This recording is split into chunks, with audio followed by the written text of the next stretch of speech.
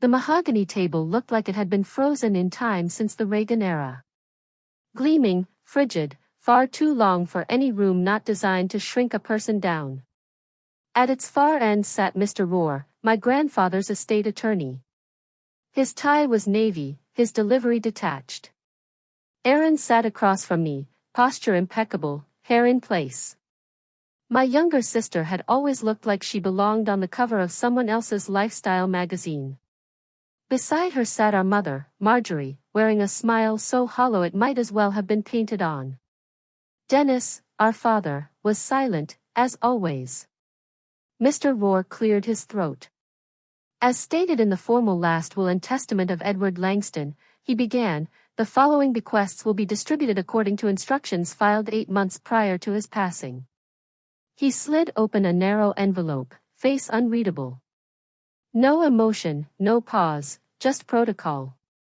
To Aaron Blake, granddaughter and acting face of the Langston Real Estate Group, he read. I leave the Charleston, Maine residence, the lakefront property in South Carolina, full ownership of Langston Realty LLC, and remaining liquid assets totaling $11.2 million. Aaron's face lit up. No tears. No fake surprise. Just satisfaction. Marjorie reached for her hand as if they'd rehearsed it. And to Lauren Blake, Mr. Rohr continued, glancing at me only once, I leave item 47C, listed as the safe deposit key held at First National Bank, Savannah Branch. He slid the key forward. No note. No added comment. Just brushed metal and a faded tag.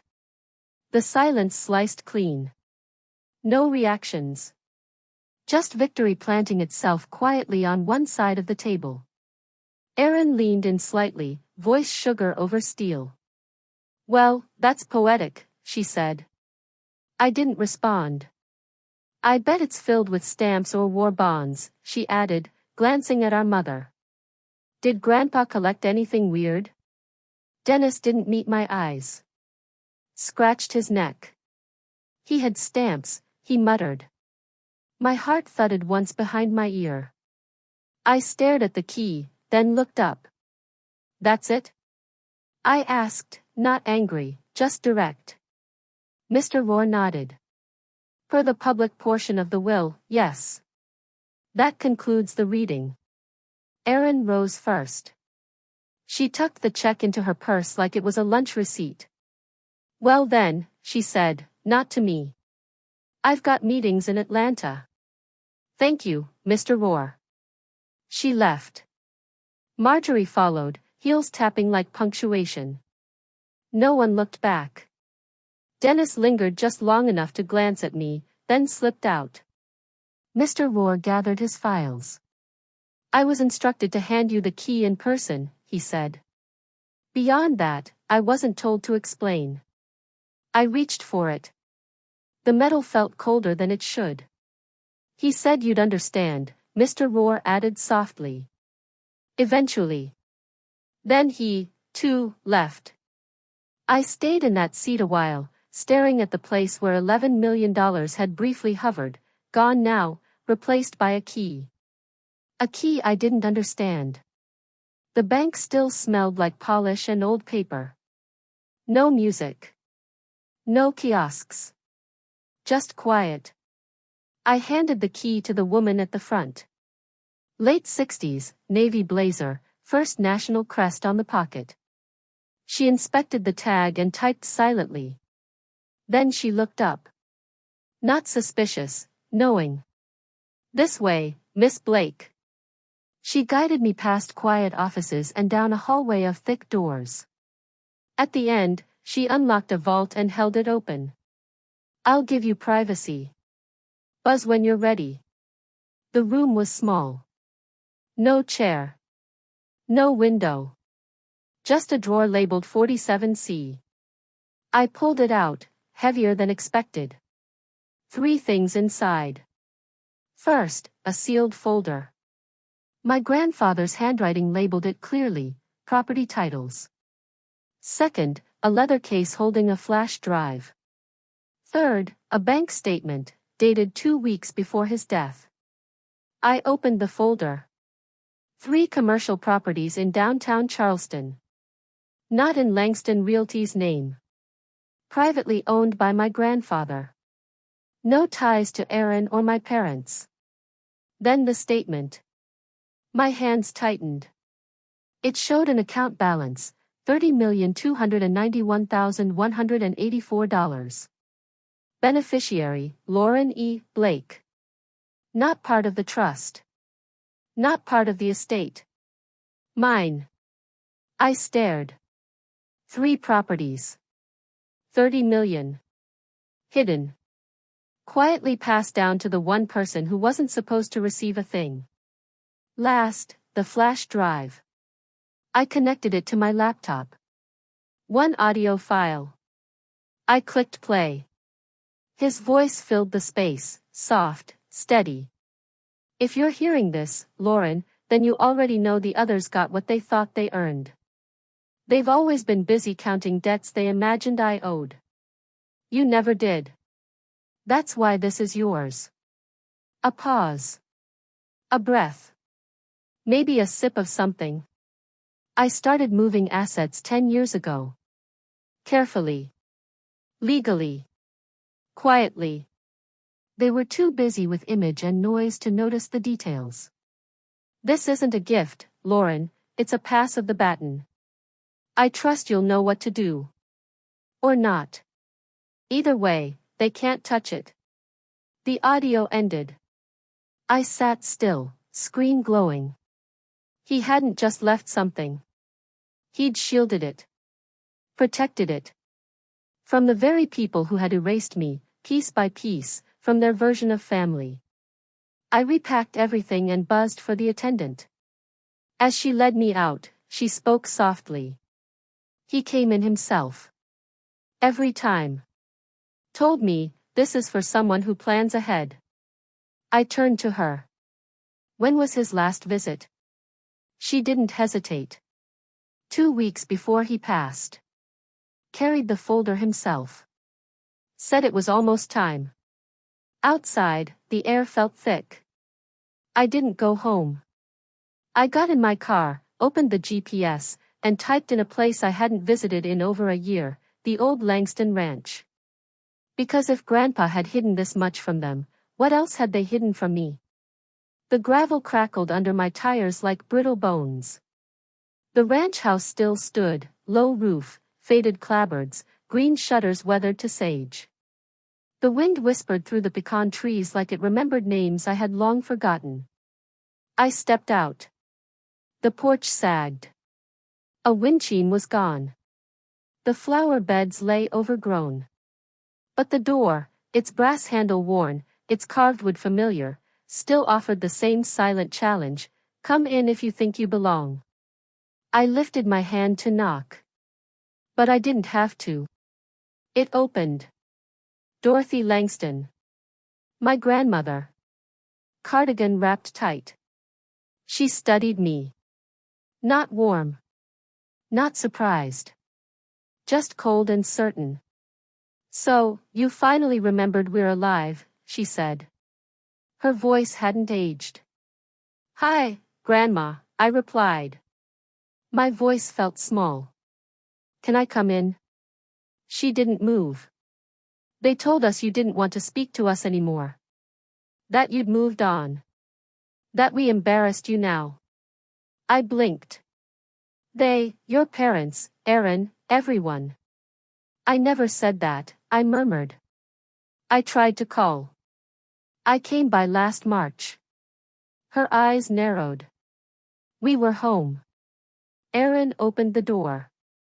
She told me you'd moved to Florida. Her face didn't change, but her grip on the doorknob loosened. She stepped aside. Come in. Inside, the house felt heavier. Same quilt draped over the couch, the old embroidery still hanging, measure twice, cut once.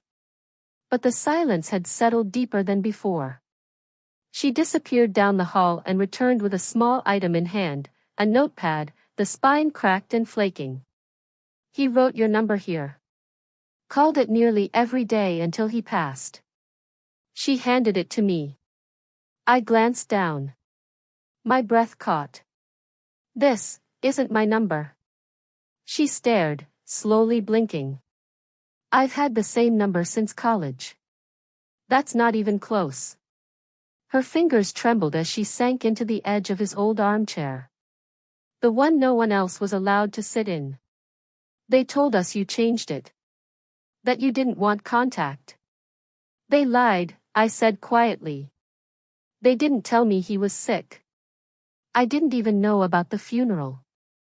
I showed up at noon. The church was empty. Her eyes closed. It was at 9. For a moment, there was only the ticking of the mantel clock, too loud for the quiet. I would never have missed it, I whispered. I just didn't know. Her eyes opened. Something in them had shifted, not forgiveness, not fully, but something softer. A crack in the barrier that had stood too long. She reached for my hand. I believe you. Just that. But it was enough. We sat in stillness. Not the kind that needed breaking. The afternoon sun stretched across the carpet in long golden beams. My fingers traced the edge of the coffee table, the one Grandpa always rested his boots on, where he'd tease me about dropping peanut shells in the grooves. Then Grandma rose without a word. She walked to the hallway closet, opened the door, and reached up to a small tin above the coats. From it, she pulled a slim metal key. I hadn't seen that key since I was 15. She turned and walked to the cabinet under the stairs, the one with the hidden panel, and opened it. From inside, she lifted a cedar box. I knew it well. Grandpa had carved it himself, the inlay shaped to resemble the Langston crest. She placed it on the kitchen table with quiet purpose and opened the lid. Inside, a wax-sealed envelope labeled to be opened in the presence of all parties. Beneath it, a folded letter addressed to Dorothy Langston, read first. Her hands trembled as she unfolded it. Her lips moved faintly as she read. Then she flattened the paper with both palms and let out a long breath. I should have known, she said. He had this planned. What is it? I asked. She looked up at me. Her gaze was sharper than it had been in years. He left instructions, for a formal reading. With the lawyer. With everyone there. Your parents. Aaron. You. I leaned back. They won't come. They will, she said, standing taller. If I make the call. She walked to the rotary phone still mounted on the wall, the one Grandpa always refused to replace. The long beige cord dangled across the floor. She began dialing. Click. Click. Click. I knew that sound better than any ringtone. Betty. It's me, she said. I need you, Ron, and Aaron here. Tomorrow. 10 o'clock sharp. Don't ask questions. Just come. Pause. A voice murmured from the line. No, it can't wait. If you don't show, you forfeit your share. Your decision. She hung up. They'll be here, she said. I didn't question it. I glanced again at the wax-sealed envelope, resting like a quiet storm ready to split open. Grandma nodded toward the hallway. You should stay the night. I hesitated, then nodded. Okay. The guest room still smelled faintly of cedar and mothballs. Same handmade quilt. Same photo on the nightstand, me and Grandpa at the science fair, my braids crooked, his smile wide like I just solved world hunger. I sat on the edge of the bed, stared through the window at the pasture beyond. If they came, Mom, Dad, Aaron, would they even look at me? Would they sense what I now knew? Or would they come ready, again, to claim what they believed was still theirs? They arrived the next morning like stars entering a play they assumed was theirs to direct. My mother, Betty Langston, wore pearls and a camel coat, as if brunch followed. She stepped inside and sniffed. Smells just the same. My father, Ron, clutched a manila folder. He nodded, short, clipped. Let's make this quick. Erin followed. High ponytail, designer scarf barely tucked into her open coat, phone in hand. This couldn't wait until the estate closed, she muttered as she walked in, visibly annoyed. I stood hidden in the kitchen, breath caught. Grandma gave me a glance. Wait. In the living room, she'd set chairs like a courtroom. Her voice sliced clean through the pretense. Please sit. Mr. Albert Keene will be here momentarily. He'll conduct the reading of Edward Langston's instructions. The silence that followed was sharp. I pictured my mother's lifted brows, my father's frown, Erin's restless sigh. They didn't know I was there. Not yet. Then came a knock. Mr. Keene stepped in. Gray suit. Leather case. Voice like folded linen. This will be brief, he said. But it must be done properly. Grandma turned toward the kitchen. Lauren. Come in. I stepped forward. 3 heads turned. 3 expressions crumbled. My mother opened her mouth but no words came. My father looked away. Erin blinked once, then froze. I took the last empty chair. My heart beat in my ears. No one spoke. Mr. Keene opened his briefcase, drew out the sealed envelope, and began. This is the final testament of Edward Langston, signed and sealed as per his wishes. Along with legal directives, there is a personal letter to be read aloud. He began. To my wife, Dorothy Langston, my compass, my heart, I leave the ranch, our home, and our shared accounts. She knows where the rest is. Grandma didn't move. Mr. Keene turned the page. To my granddaughter, Lauren Langston. The air felt different now. Erin leaned forward. I leave the Langston Environmental Research Facility located on Pannon Hill Road, including the surrounding land, its infrastructure, operational funding, registered patents, and all current grants. A sharp noise escaped Erin, part disbelief, part outrage. Mr. Keene didn't pause. The rest of my estate, including investments and retirement funds, shall be equally divided between my granddaughters, Erin and Lauren. Silence followed, thin, brittle. Then Erin's voice split the stillness. What? She shot up from her chair so fast it toppled behind her. He gave her the facility. The whole thing? This is a joke. She turned on our parents. You promised me. You said if I stayed close, visited him, made him feel appreciated, I'd inherit everything. You told me that's what he wanted. My mother stared at the floor. My father said nothing. I remained seated, calm, watching. Mr. Keene raised a hand. There's another letter. One specifically for Lauren. Grandma handed him a second envelope. He was adamant this be read aloud. He unfolded the paper and began. To my Lauren, if this letter reaches you, then I'm no longer around to say what I always meant for you to hear. You were never the mistake. You were the brilliance I admired most, the one who sensed change before others noticed. You asked the questions no one else bothered to, and you listened when others didn't. You were born to wonder, to build. A lump formed in my throat. Across from me, Erin sank back into her seat, arms crossed tight, lips clamped shut. Mr. Keene kept reading. You had a glow they couldn't comprehend. And instead of learning your language, they muted it. That's on them, not you. I heard my mother inhale sharply. I didn't look. I watched you sketch out bee migration at age 8. I saw you cry when they mocked your experiments.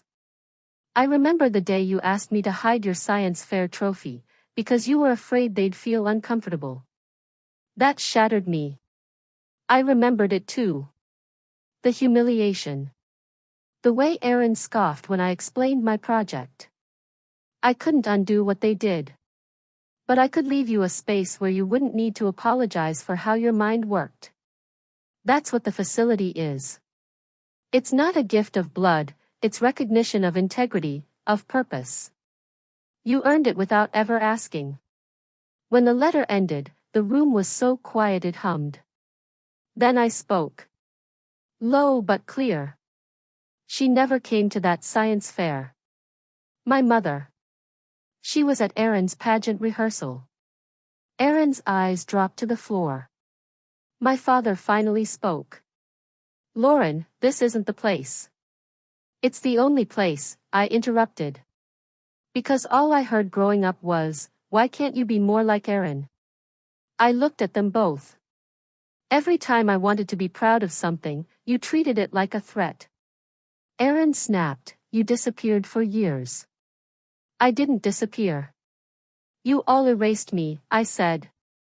You made sure I had no place left to stay. Then Grandma rose to her feet. That's enough. She turned directly to my mother. I believed your lies about Lauren for years. I let you turn this house into a place of silence. But that ends today. Then to Aaron, her tone colder. He loved you. But he saw you. All you ever gave him was a performance. He gave the real legacy to the one who never pretended to love him. No one moved. Then Aaron grabbed her bag. I'm calling a lawyer. Do that, Grandma said coolly, but not from this house. One by one, they left, not slamming doors, just closing them. And when the final click echoed, I felt something inside me finally breathe. The first time I entered the Langston Environmental Research Facility, it didn't scream legacy. It looked like an old barn converted on a tight budget, tin roof, wide doors, faint scent of hay clinging to the wooden beams. But inside, it was something else. Morning sunlight streamed through fresh glass panels on the east wall. New equipment gleamed on the benches, microscopes, centrifuges, tablets still sealed in plastic. In the center was a long oak table. And on it, my old science journal from college. My childhood sketches, diagrams of bees and wildflowers in rough pencil. Torn pages, bent corners, untouched. I don't remember kneeling. I just remember how my hands shook when I reached for it. Grandpa hadn't just left a lab. He'd made a home for how my brain worked. In the weeks after, I moved in fully. Rented a tiny apartment nearby. Brewed coffee, unpacked boxes of old notebooks, filled the place with potted plants and pinned diagrams. I emailed 2 friends from grad school, Jesse and Martin, both brilliant, both struggling, both just wild enough to say yes. We applied for a small local grant. Started a pilot project on microirrigation in drought-hit counties. We messed up. Burned out a greenhouse bulb. Got rejection letters. Lost data. We cried, we cursed, but we kept coming back. There were no corporate meetings. No expectations to tone down or play up. Every morning, I unlocked a door that didn't ask me to be anyone but myself. Still too intense. Still too quiet. Still too much. But in this space, too much wasn't something to fix. It was fuel. One rainy Tuesday, I stayed late after the others had gone. Thunder rolled outside. I sat on the floor by the supply closet, surrounded by spreadsheets, funding deadlines, and energy bar wrappers. I took out Grandpa's letter, now creased at the corners, the ink slightly faded. I reread the line I always returned to. You wrote your own role. It wasn't just love. It was direction. So, I began a new proposal, not about agriculture or climate, but about kids. Rural youth. A science program for the quiet ones, the overlooked thinkers, the future inventors buried in underfunded classrooms. We called it the Little Findings Project. That first year, we had 12 students. Towns with one gas station, no honors classes. Schools where microscopes were cracked and the periodic tables curled off the wall. We brought them in. We gave each student a journal like mine. Stamped on the front in gold foil were Grandpa's words. Write the things they don't understand. One day, the world will. Emily, 13, barely spoke above a whisper. But when she gave me her notes on bee foraging, her hands didn't shake. Her grammar was wild. Her ideas were stunning. You really read this? She asked. Of course I did, I said. And in that moment, I knew, this wasn't about reclaiming what I'd lost. It was about sowing something new in soil that could finally let it grow. 3 years passed before I saw Erin again.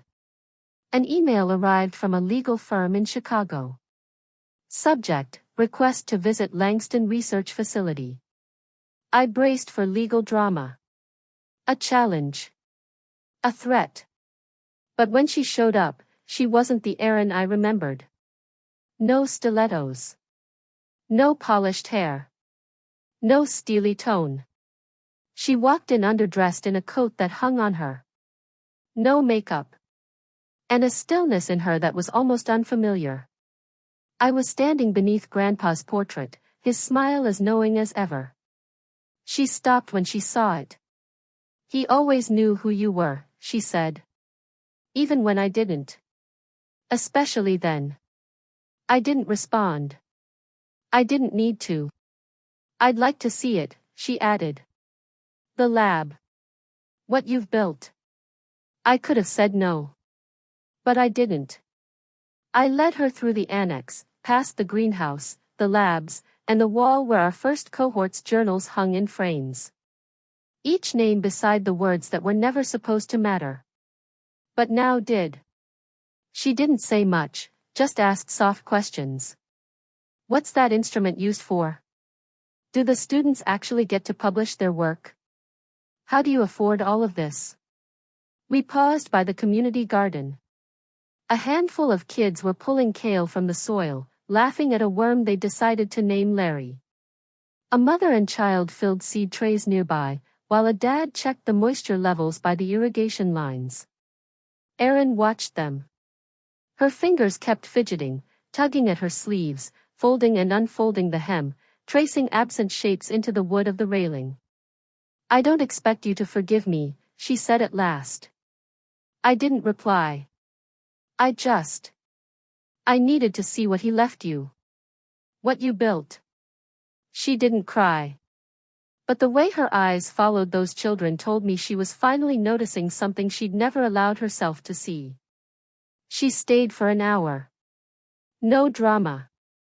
No expectations. And when she left, I didn't feel resentment. Just tired, yet strangely lighter. 2 summers later, she came back. No email, no warning, just a rental car pulling up into the gravel lot one hot July afternoon. I was sorting samples in the greenhouse when Martin poked his head in. You've got someone here, he said. Erin had changed again. Her jacket was wrinkled, a canvas tote slung over one shoulder, sunglasses perched in her hair. I'm not here to rehash anything, she told me. I just brought this. She handed me a folder. Inside was a guide, a training manual on helping quiet students explain complex ideas with confidence. Tips on storytelling. How to frame a hypothesis for an audience. How to speak so people listen. I've been volunteering, she admitted. Youth programs.